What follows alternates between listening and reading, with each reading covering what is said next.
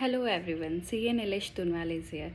आज इस वीडियो में डिस्कस करेंगे कि लॉन्ग टर्म कैपिटल एसेट क्या होती है in case of property, capital gains क्या है, इन्फ्लेशन एंड इंडेक्सेशन क्या है, बजट से पहले क्या टैक्स रिजीम था या फिर क्या टैक्स लगता था, एंड बजट के बाद क्या चेंजेस आए, इन दोनों में क्या कंपैरिजन है, एंड देन उसके बाद अमेंडमेंट क्या आया है।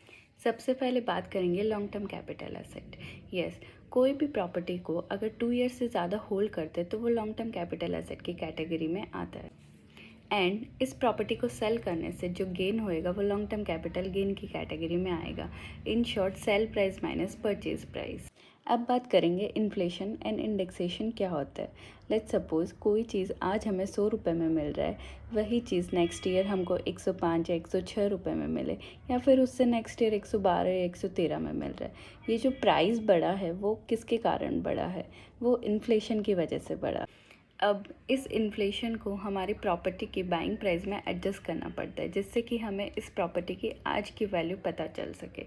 यस, डिपार्टमेंट हर साल एक cost of inflation index issue करता है, जिसको यूज़ करके हम इन्फ्लेशन के इफ़ेक्ट को एडजस्ट कर सकते हैं। यस, जब हम अपने बाइंग प्राइस में उस इंडेक्स कॉस्ट को मल्टीप्लाई करते हैं और जो इन्फ्लेटेड एडजस्टेड वैल्यू निकलता है, उसी इन्फ्लेटेड एडजस्टेड वैल्यू को इंडेक्स कॉस्ट ऑफ एक्विजिशन बोला जाता है। अब बजट से पहले क्या होता था?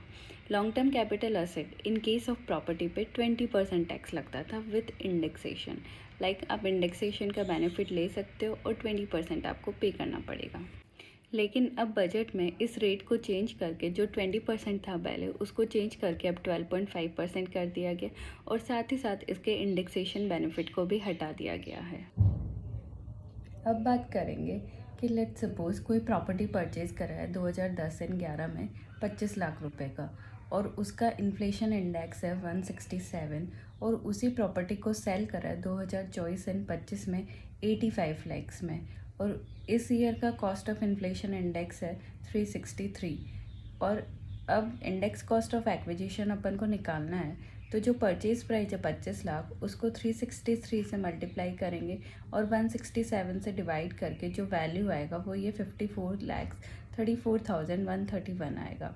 और जब बजट से पहले जो रूल था और उसमें index cost of acquisition less होता है सेल प्राइस में से, तो 30,65,868 रुपीज़ का लॉन्ग टर्म कैपिटल गेन आ जाएगा, और उस पर 20% टैक्स लगेगा। तो अपना कैपिटल गेन जो टैक्स बनना आ रहा है वो 6,13,173 आएगा।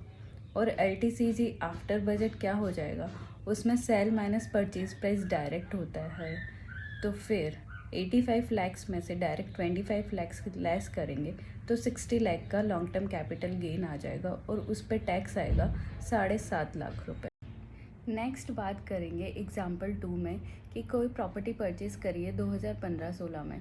इधर मैंने वैल्यू सारा सेम रखा है, खाली date of purchase year change करा है, और इसका इन्फ्लेशन चेंज हो जाएगा 254, और सेम उसको 24-25 में सेल करा है सेम वैल्यू से 85 लाख से, जिसका इंडेक्स है 363, और अब इसका इंडेक्स कॉस्ट ऑफ एक्विजिशन हो जाएगा 35,72,834, और LTCG हो जाएगा sale price minus index cost of acquisition आएगा 49,27,167, और इस पर टैक्स बनेगा अपना 9,85,433।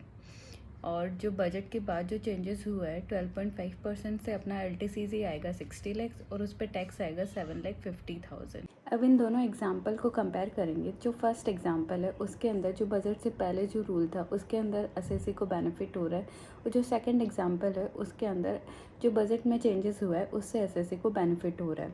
तो ये case to case and person to person depend करेगा कि कौन से सिचुएशन में एसएससी को कब बेनिफिट हो रहा है।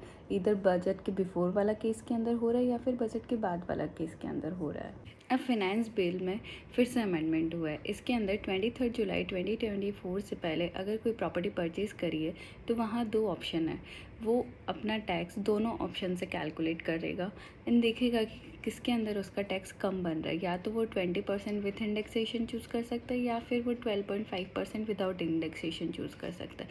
जिस भी रिजीम में उसका न्यू ओल्ड स्कीम में जो भी रिजीम में उसका टैक्स कम बन रहा है वो ऑप्शन चूज़ कर सकता है।